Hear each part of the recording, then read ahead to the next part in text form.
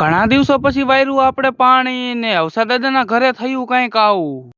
સવારમાં હું ને રવિ નીકળી ગયા ભીંગુડા ચોકડી તરફ. હવે એમાં વાત એવી છે ને કે લગ્નનો વૈધો તો થોડો કાચો માલ એટલે દેવાનો છે પાછો.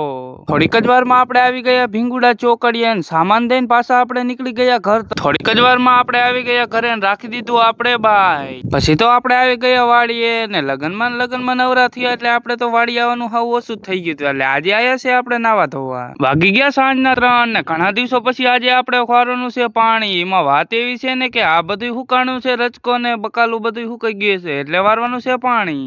થોડીક જ વારમાં પઈ દીધું બધું ને તમે બધા એક લાઈક ને ફોલો કરી વારો ને હું નાઈ લઉં. હવે થોડીક જ વારમાં હું થઈ ગયો નાઈ ધોઈને કમ્પ્લેટ ને હવે જવાનું છે આપણે ગામમાં. પછી તો આપણે કરી દીધું આપણું 399 ને ચાલો નીકળી ગયા આપણે ગામ તરફ. થોડીક જ વારમાં આપણે આવી ગયા ઘરે. પછી તો આપણે આવી ગયા આપણા અવસા દાદાના ઘરે ને લીલા કાકાએ કહી દીધું કઈક આવું. હું બેઠો ને તો ખાતી નથી.